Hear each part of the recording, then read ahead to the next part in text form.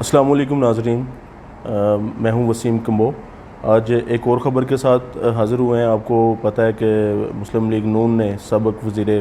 خزانہ جناب اسحاق ڈار کی واپسی کا عندیہ دے دیا ہے، اور کہا جا رہا ہے کہ انشاءاللہ جولائی کے دوسرے ہفتے میں وہ پاکستان میں ہوں گے، اور یہ بھی کہا جا رہا ہے کہ جیسے ہی وہ واپس آئیں گے وہ وزارت خزانہ کا قلمدان سنبھال لیں گے، کیونکہ سابق وزیر اعظم میاں محمد نواز شریف مفتاح اسماعیل صاحب کی کارکردگی اس سے کوئی خاص مطمئن نظر نہیں آ رہے، اسی وجہ سے انہوں نے ان کی اجازت کا پروانہ جاری کر دیا ہے۔ ہم تھوڑا سا اس کا بیک گراؤنڈ دیکھیں گے، اور پھر اس کے قانونی نکات کے اوپر بات کریں گے کہ ویدر کہ ایک جو اشتہاری ملزم ہے، کیا وہ کسی پبلک آفس کو ہولڈ کر سکتا ہے، اس طرح کے اہم عہدے پہ فائز ہو سکتا ہے، وہ کیسے وہاں پہ گئے، کیا وجوہات تھیں کہ ان کو ابسکانڈر ہونا پڑا، پہلے اس پہ ہم بات کرتے ہیں۔ یہ میں بتاتا چلوں، ستمبر 8 2017 کو اسحاق ڈار کے خلاف ریفرنس دائر کیا گیا نیب کی طرف سے سپریم کورٹ کے آرڈر پر۔ نیب نے الزام لگایا کہ سابق وزیر خزانہ نے 831 ملین روپے کے ایسٹس ایکوائر کیے، بنائے، جن کے وہ جو ان کی جو ذرائع آمدن سے ان سے میچ نہیں، مطابقت نہیں رکھتے تھے، نہ ہی اسحاق ڈار اس کے بارے میں کوئی سالڈ جواب دے سکے۔ اسحاق ڈار عدالت کے سامنے صرف ایک ہی دفعہ پیش ہو سکے۔ 20 نومبر 2017 کو اکاؤنٹیبلٹی کورٹ اسلام آباد نے ان کو اشتہاری ملزم قرار دے دیا گیا، کیونکہ باوجود اریسٹ وارنٹ جاری کرنے کے باوجود بار بار نوٹسز کے اسحاق ڈار صاحب پیش نہ ہو سکے، اور وہ لندن چلے گئے۔ ان کے وکیل کی طرف سے عدالت کو بتایا گیا کہ اسحاق ڈار بیمار ہیں، وہ علاج کی غرض سے لندن میں موجود ہیں، اور جیسے ہی ان کا علاج کمپلیٹ ہوگا وہ واپس آئیں گے۔ انہوں نے یہ بھی عدالت سے ریکویسٹ کی کہ وہ ایک نمائندہ مقرر کر سکتے ہیں جو ان کی طرف سے عدالت میں پیش ہوگا اور کیس کی جو ٹرائل جاری رہے، لیکن عدالت نے ان کی یہ استدعا مسترد کرتے ہوئے ان کے اریسٹ وارنٹ تو پہلے ہی جاری ہوئے تھے، عدالت نے باقاعدہ ان کو پروکلیم آفینڈر جو ہے وہ ڈکلیئر کر دیا۔ اسحاق ڈار کے وکیل کی طرف سے عدالت کو بتایا گیا کہ اسحاق ڈار صاحب کے دل کی ایک شریان ہے، بلڈ ویسل، وہ رپچر ہو چکی ہے، پھٹ چکی ہے، جس کی وجہ سے وہ پاکستان آنے کے قابل نہیں ہے،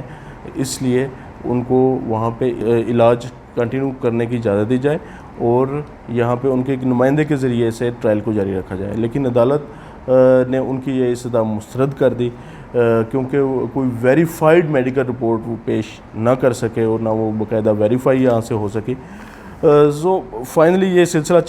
چلتا رہا، میں زیادہ ڈیٹیل میں ڈیپلی نہیں جاؤں گا۔ 18 مئی 2022 کو فائنلی عدالت نے ایک بار پھر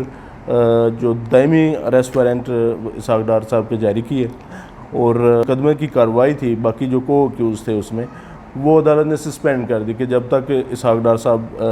پیش نہیں ہوتے تو عدالت کی کارروائی یہ سسپینڈ رہے گی، اور جو ایکویٹل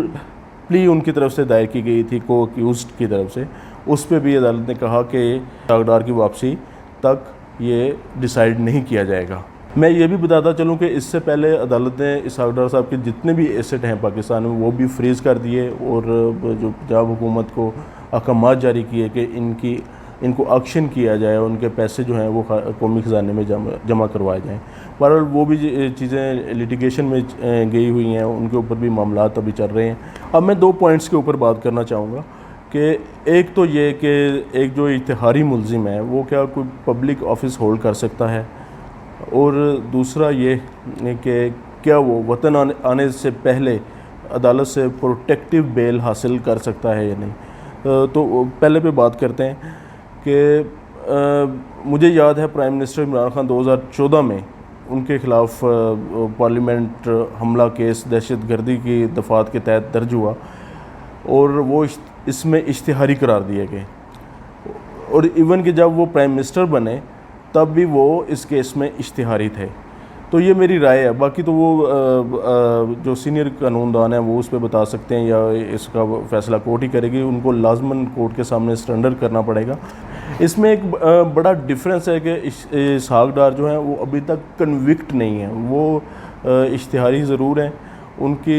کے خلاف کورٹ کا ٹرائل ہے وہ سسپینڈ ہے، ان کی وہ کارروائی مؤخر ہے غیر معینہ مدت تک کے لیے۔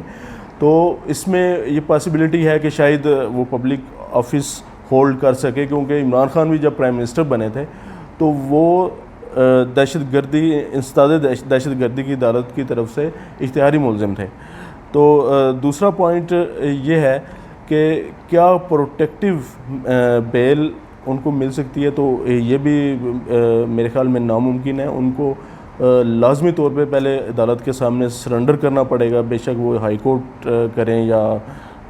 جو اپنی اکاؤنٹیبلٹی کورٹ ہے وہاں پہ ان کو سرنڈر کرنا پڑے۔ ان کو پروٹیکٹیو بیل حاصل کرنے کے لیے سرنڈر لازمی کرنا پڑے گا، وداؤٹ اس کے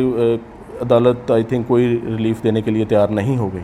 ایک اور بات میں یہاں پہ کرتا چلوں، کنوکٹ ہونے میں اور اشتہاری ہونے میں ایسا دونوں میں فرق ایسے بھی ہے، جیسے ابھی حال ہی میں حنیف عباسی کو special assistant to the prime minister بنایا گیا، لیکن کورٹ کی طرف سے حکومت کو ہدایت کی گئی کہ اپنے فیصلے پہ ریویو کریں، کیونکہ وہ ایک کنوکٹ پرسن ہے، عدالت سے سزا یافتہ ہیں، اور ان کی سزا فی الحال تو سسپینڈ ہے لیکن وہ سزا یافتہ ہیں۔ یہی وجہ ہے کہ حنیف عباسی صاحب کو اپنے عہدے سے ریزائن دینا پڑا، کیونکہ وہ ایک کنوکٹ پرسن تھے۔ اسحاق ڈار صاحب کا معاملہ ڈیفرنٹ ہے، حکومت ان کی ہے، جب وہ آئیں گے پراسیکیوشن ظاہری بات ہے، پولیس ان کی، پراسیکیوشن ان کی ہوگی، تو ان کے لیے ایک بڑی فلیکسیبلٹی نکل سکتی ہے۔ یہ پاسبلٹی ہے کہ وہ آ کے وزارت خزانہ کا چارج ایزیلی سنبھال لیں، انہیں قانونی طور پہ بھی اور پراسیکیوشن میں بھی بہت زیادہ اسسٹنس مل جائے گی۔ لیکن ناظرین، اس کے ساتھ ساتھ میرے کچھ کنسرن ہیں، میں اپنے لوگوں سے مخاطب ہوں۔ یہ بہت ہی انفارچونیٹ ہے کہ ہمارے حکمران جن سے ہم محبت کرتے ہیں، ہم ان کو ووٹ دے کے پارلیمنٹ تک لے کے آتے ہیں اور ان کو اتنے بڑے عہدوں تک پہنچا دیتے ہیں، ٹھیک ہے، جب ان کا احتساب کا ٹائم آتا ہے